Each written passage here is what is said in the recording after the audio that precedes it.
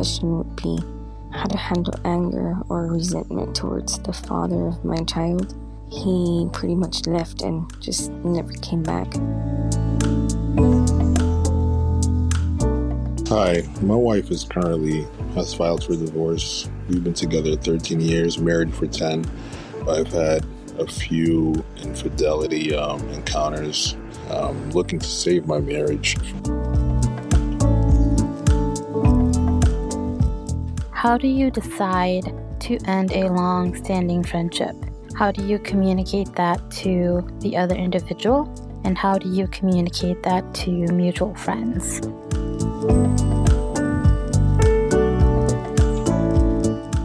Hello, and welcome to Engineering Love. I'm Kim Pullender, and I help you engineer a stronger relationship by troubleshooting conflict and communication.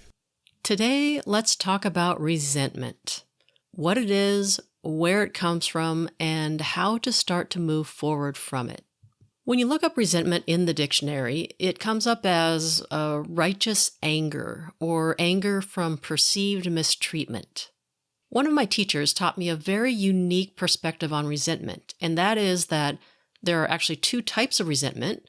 One is like a bitter, toxic version, but the other type is actually a healthy emotion. But because most of us just kind of lump all resentment into one bucket, we assume all resentment is automatically negative and it just ends up leading to a lot of confusion and unresolved feelings. So the first type of resentment deals with bitterness, anger, like a malicious, just plain hateful feelings toward a person. You wish ill upon them, you want them to die, you can never forgive them for what they've done. This type of anger is toxic and it will wear you down over the years. It will harden you.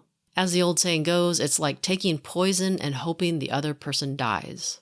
The second type of resentment is when someone you were close to, that you really admired, respected, had a lot of trust in, failed to live up to your expectations. Resentment is then the resulting anger and bitterness because they did not live up to your expectations. They acted improperly and not in line with who you thought they were, and they didn't live up to your expectations.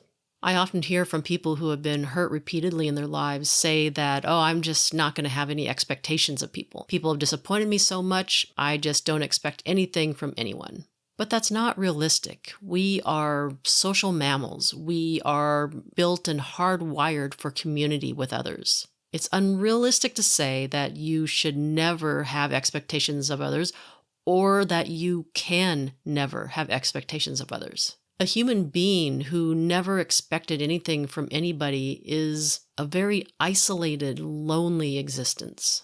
So with the second type of resentment is the emotion that you hold onto, the space that you hold onto, waiting for that other person to right the wrong, waiting for them to get back up on that pedestal that you put them on. Resentment shows you how much you care about them, and it shows them how much you care about them because you're disappointed in them. You want them to do better and to make things right.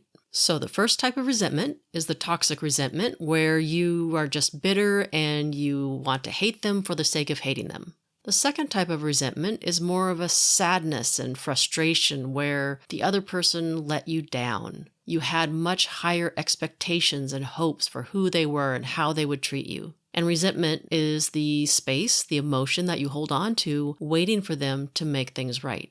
So how do you know which type of resentment you have? Well, you can ask yourself this question.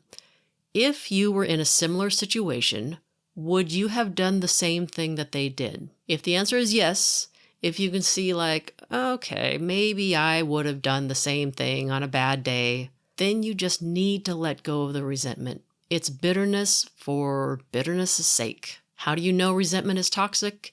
If you just sit around hoping that they die. How do you know resentment is not toxic? Because you want them to fix things. When we go back to that question of asking yourself, if I were in a similar situation, would I have done the same thing? And the answer is no, you would not have.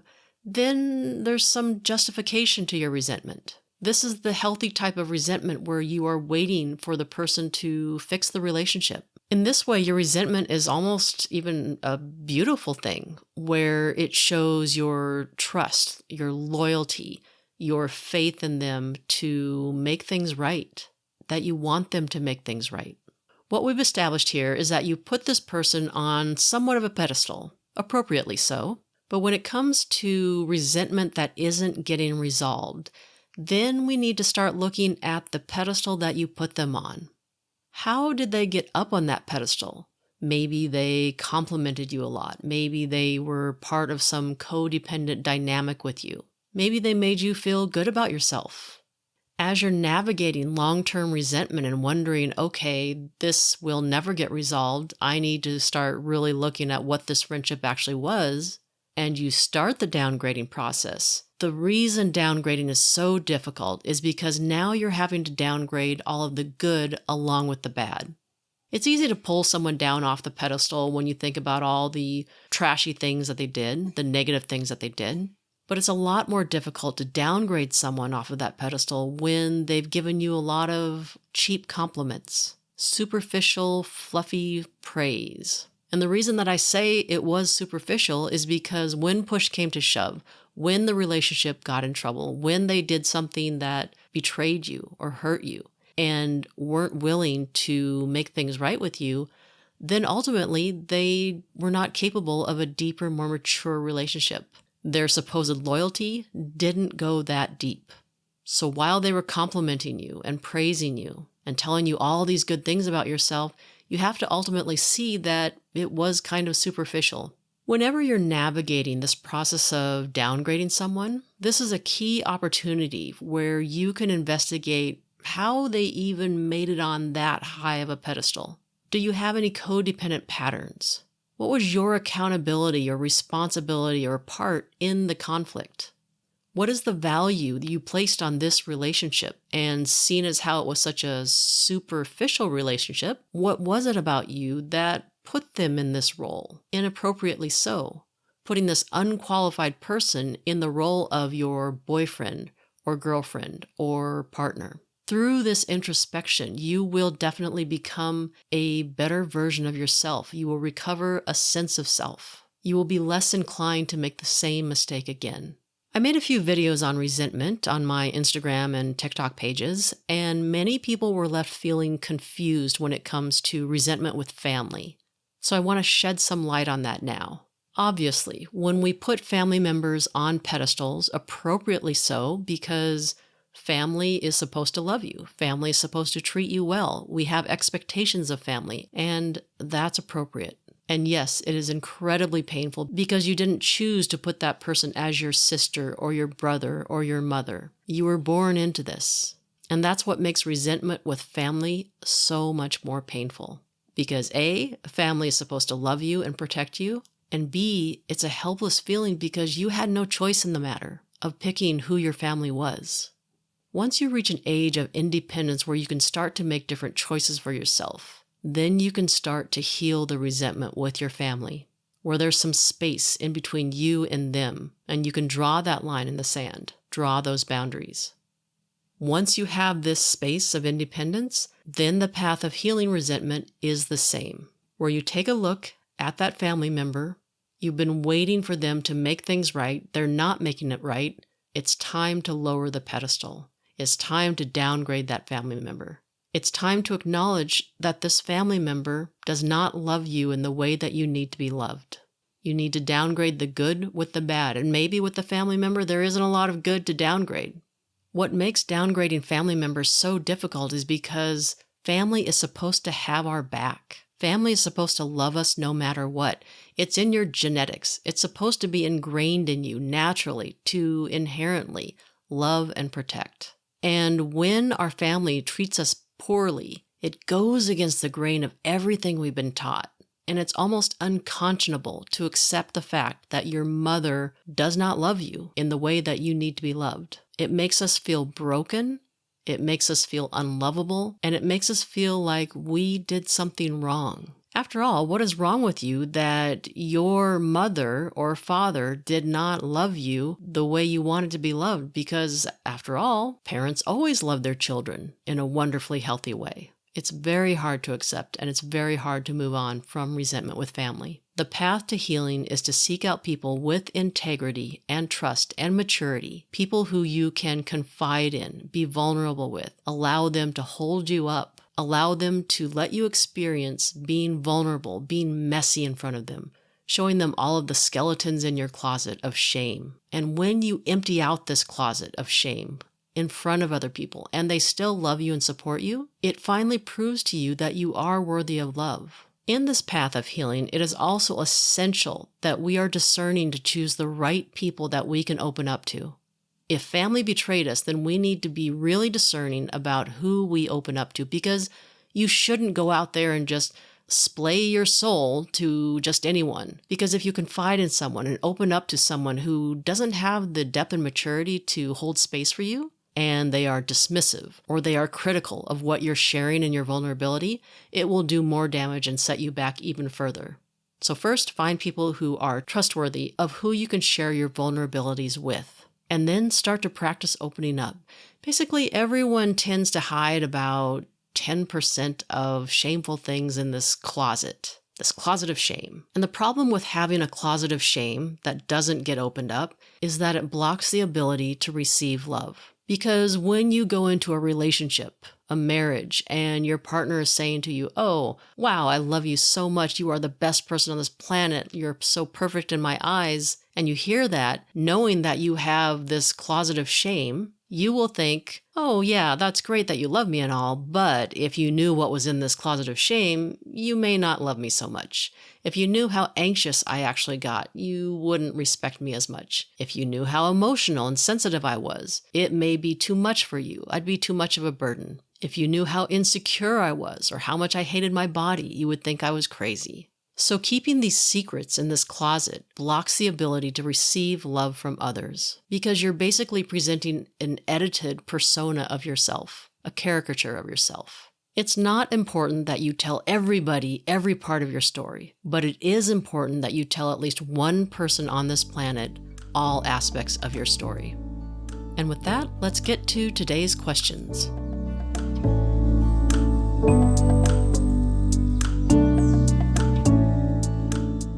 Hi Kim, pretty much my question would be how to handle anger or resentment towards the father of my child. He pretty much left and just never came back. Of course, along the way, we did have a few arguments, but, at the end of the day, he just, cut all communication with us, and I resent him and feel so much anger towards him, so I'd very much like to know how to handle that.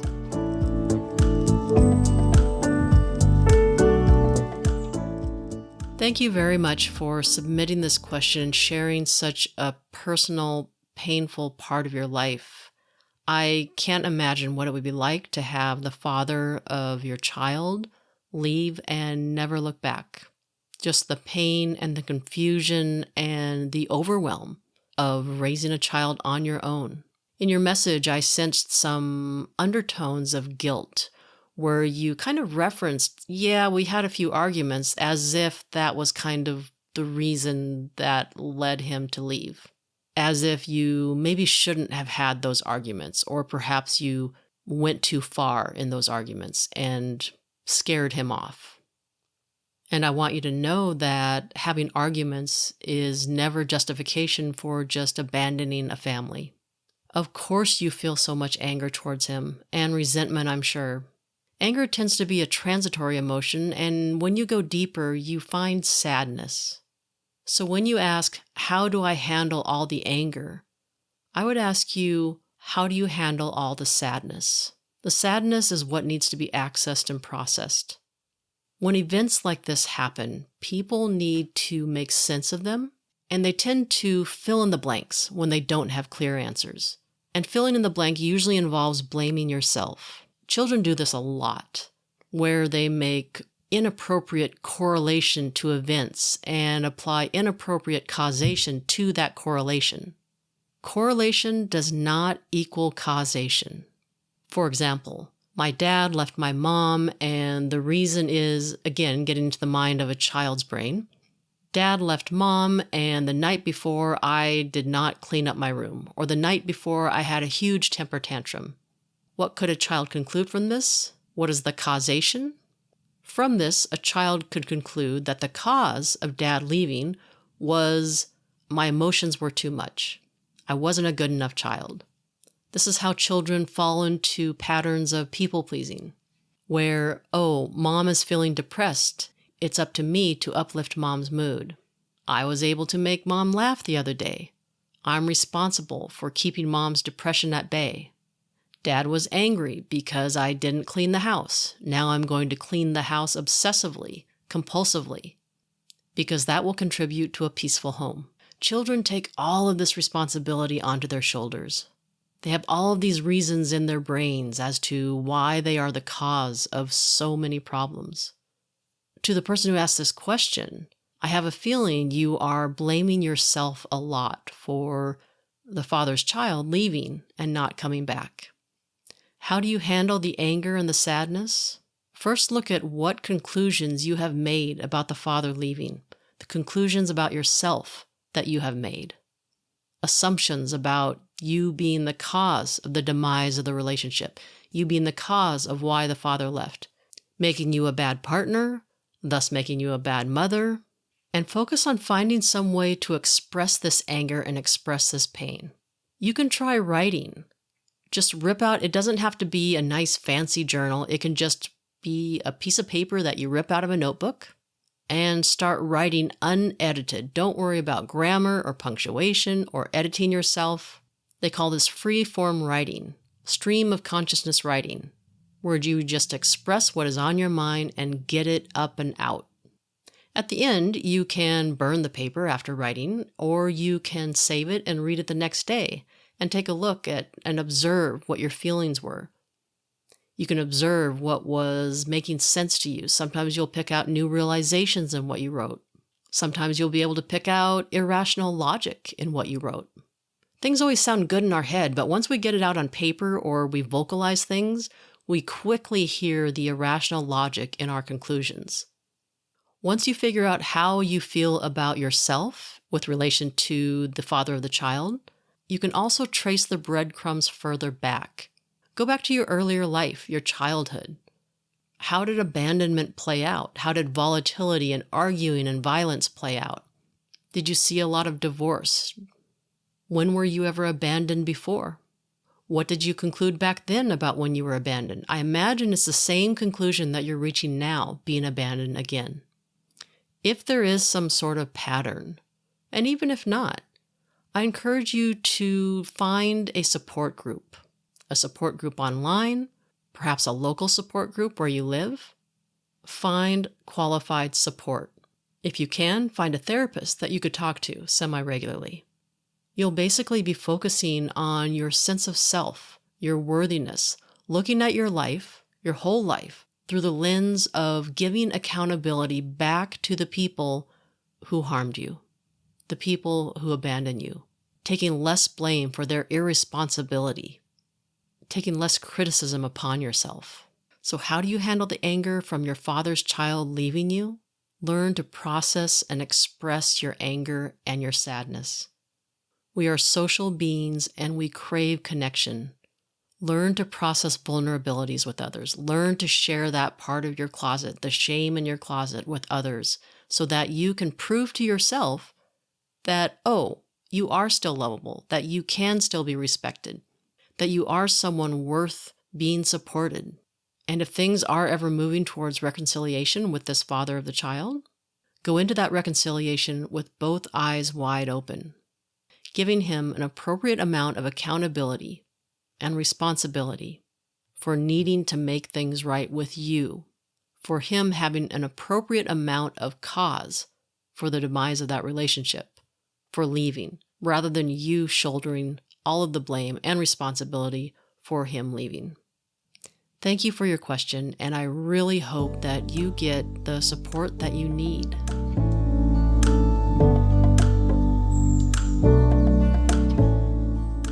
Hi, my wife is currently has filed for divorce. We've been together 13 years, married for 10. I've had a few infidelity encounters. I'm in the space now, the past 7 months, of really healing myself and doing away with the issues that I've been having. Looking to save my marriage, and we're about 2 months out from it being finalized. I believe that, we will be on the right path. We have 2 children together, 9 and 5 years old, 2 boys. Like I said, I'm really doing my best at giving her space, at the same time trying to figure out means of helping us move forward with our marriage.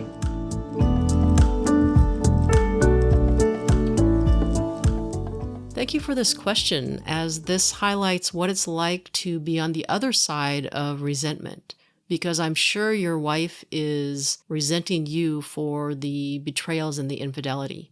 And I appreciate you sharing this. It sounds like you're really taking an introspective look at your life and trying to find out how you can salvage your family relationship.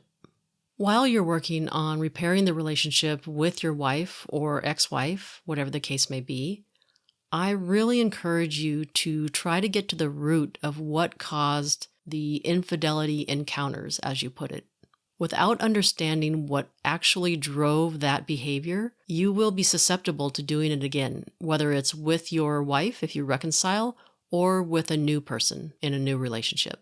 I've made some videos on infidelity, and there have always been very passionate comments about people's perspectives towards cheaters. However, I'm here to tell you that a good number, I don't have actual statistics on the number of couples who work through infidelity successfully, or even the couples who want to work through infidelity. A lot of people assume that, someone cheated and they're just going to break up. Or, someone cheated and you should break up. The partner who was cheated on should automatically leave that partner. And such is not the case, at least with the couples who have come to me. You'd be surprised at how many people actually want to stay in the relationship, make it work, and do successfully make it work. Not without a lot of pain and processing and arguments. But intention is key, and the reconciliation process is very important.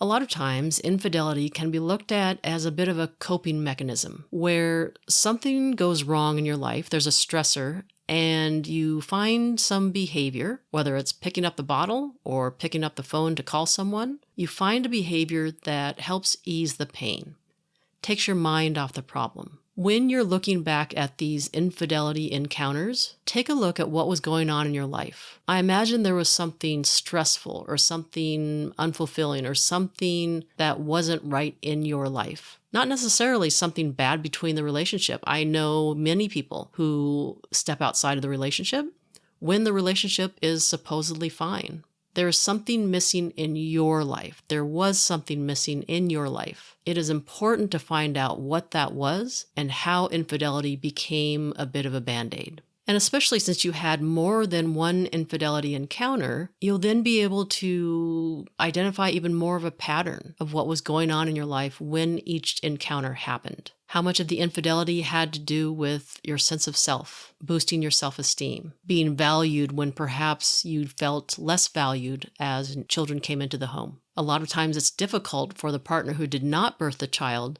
because all of a sudden the attention, rightly so, moves toward the child and less on the partner. This is a huge adjustment period at first. It's not an excuse, but there is an adjustment period that needs to be acknowledged and worked through. Did the infidelity encounters have to do at all with a sense of defiance, rebellion, freedom? Do you feel your partner mothered you, controlled you? And ultimately, when these encounters happened, what was it about your communication with your partner that you felt you couldn't open up to them?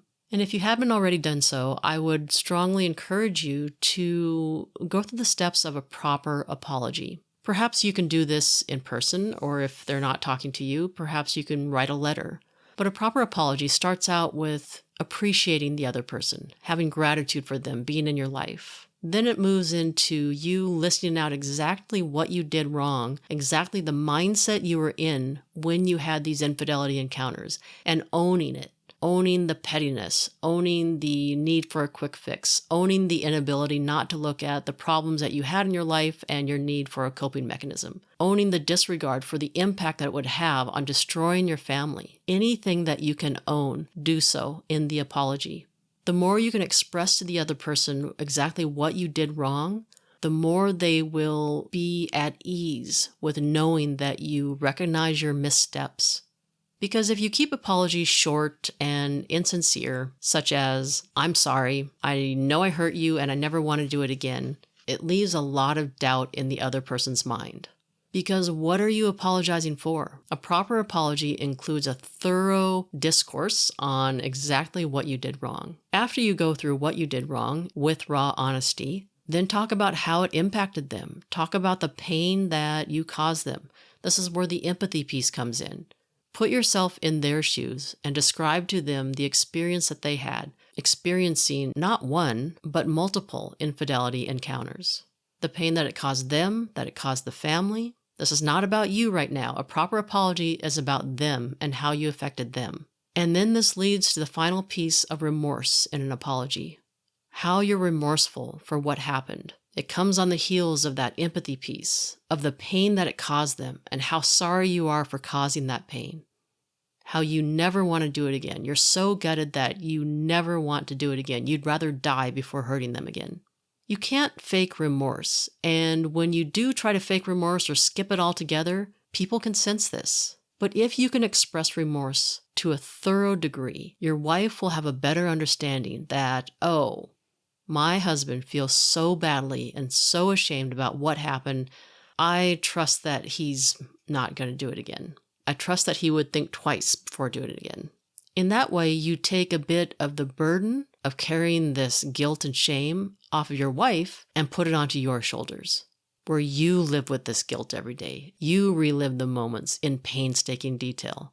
And it's that guilt that keeps you honest, where you carry that guilt and your wife doesn't have to. Healing after infidelity also involves taking it on the chin for a while, meaning your wife will have a lot of questions and you need to answer those questions. She's going to want to know in painstaking detail what happened, what it was about these people, these women. She's going to keep bringing it up months and months about the pain that it's caused. There will be new questions week after week. And what about this? And what about that? Those questions need to be answered. You're going to have to become very good at holding space for your wife, answering her questions without defensiveness, empathizing with her pain, and expressing remorse for what you did. It will take a long time for your wife to trust you if she does agree to reconciling. She would be stupid to trust you right away. So understand that it is possible to build trust, but it will take some time. And you can't rush the process or the time it takes to rebuild trust. So learn how to hold space for your wife, learn the steps of a proper apology, continue to apologize, and learn how to empathize with mirroring exercises, reflective listening. Learn how to empathize with your wife because she will continually bring up the pain and the hurt and the anger about what these infidelities have caused for her and for your family. And your best course when these conversations come up is to learn how to empathize with her and mirror those feelings back to her so that she feels understood and not emotionally abandoned.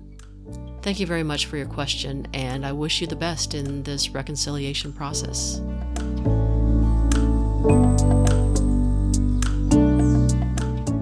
How do you decide to end a long-standing friendship?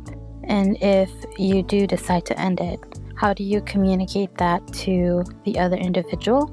And how do you communicate that to mutual friends? Thank you.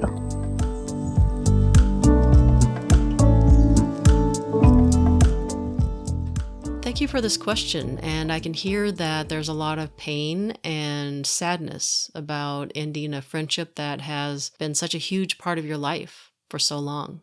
This is a perfect example of the second type of resentment, the healthy version of resentment, where someone that you trust and valued let you down or betrayed you. I don't know the details of what's transpired in your friendship, but I imagine something happened that you felt some sort of betrayal or rejection. At this point, I'm going to assume that you have made reconciliation attempts meaning communicated with them, told them how you were feeling, expressed to them how you felt wronged, expressed your needs to them about what you wanted out of them to make things right. And I'm assuming that those efforts have gone either unnoticed or disregarded. At this point, determine what you want from this friend. If this friend is continuing to ask you to do things, asking for things from you, then be clear about what role you want them to be in your life and what role you want to be in theirs. How much does this friend know about how you're feeling and the extent of what you're feeling? Are they aware of how they can make things better with you, make things right with you? Be very specific in this. Set them up for success in giving them something specific in what can they say or do that would make things right with you. And if you've done all that and you've gone down that whole path and they're still not interested in reconciling this friendship, then you have your answer. At that point, it sounds like there's actually not that much to do communication-wise. What remains to be done is probably drawing boundaries and being clear about those boundaries. I have a feeling there's a lot of pain that you're experiencing that has not been expressed to this friend. This leads to a bigger point of how friendships change over the years, or how relationships change over the years. It takes a lot of work, whether it's friendships or relationships. It takes a lot of work to grow in compatible ways. But what will serve you well is being able to stay in constant touch with reality, having a relationship with the raw, honest truth, and allowing people to really be who they are without us controlling the narrative. Our expectations of others need to be more in touch with reality. We need to be a slave to truth. As a result, we'll be disappointed a lot less and maybe pleasantly surprised a lot more. A lot of times we are driven by deep needs, deep unmet needs, which leads to others having to play certain roles in our lives. And maybe those people know what role they're playing in our life, but most of the time they do not, and they don't know the expectations that we've placed on them. And this can lead to them disappointing us. It's not wrong to have people fill different roles in your life, but it is a little bit wrong to not allow people to be who they are and seeing them and accepting them for who they actually are. When we tie it back to the theme of resentment, where we may have put people on a pedestal, put them in this role in our life of, let's say, this best friend, such as this situation. We put a person in this role of best friend when perhaps they weren't fully qualified to fulfill that role for us. And perhaps they showed signs along the way that they weren't qualified for this role, signs that we chose to ignore, ways that we did not accept letting them be who they are as a person. Instead, we had blinders on and only chose what we wanted to see. It's possible that this best friend used to be the most perfect best friend that you ever wanted, and then this friend changed, somehow lost integrity, somehow got into some nonsense or moved away from the values that originally brought you two together. That's totally possible. But there also might be an area to explore where this friend showed or exhibited some traits that made them less reliable as a best friend.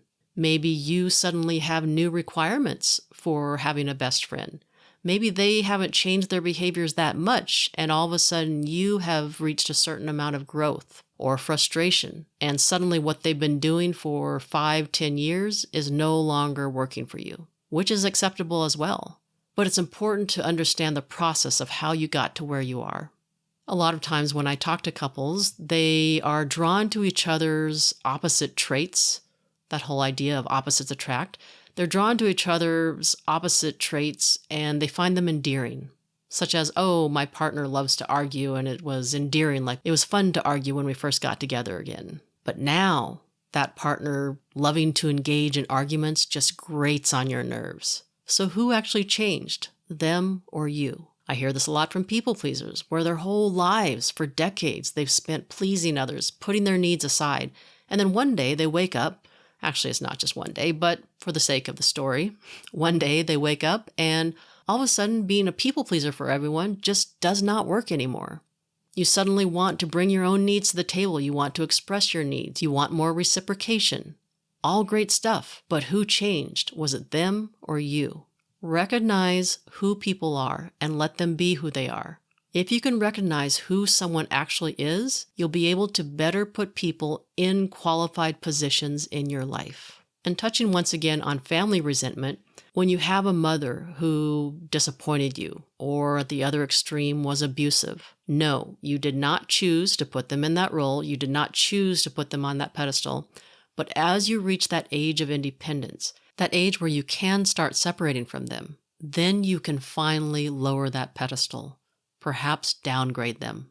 Downgrade that parent, downgrade that sibling, and find people in your life who can replace that family member in a figurative way. Finding a mother figure, finding a sister figure, someone who can be that role in your life in a dependable way to then heal that part of you that feels that you're unworthy of love, where even your own family member couldn't love you in a healthy way. When it comes to resenting family as an adult, the culpability and responsibility starts to fall more on your shoulders. What is your role now in perpetuating this dysfunctional relationship? Should you be drawing healthier boundaries than you are? Should you be letting go more than you are? And I encourage you to find a qualified support system of some sort to help guide you and support you through such a tough transition. To the person who's ending this friendship, I thank you for the question. It sounds like communicating something like this and being this direct in communication is not usual for you. Speaking up for yourself, standing your ground, drawing boundaries. I have a feeling this might be a new thing in your life, and I encourage you and support you and wish you the best in carving out this new identity for yourself. Thank you very much for your question.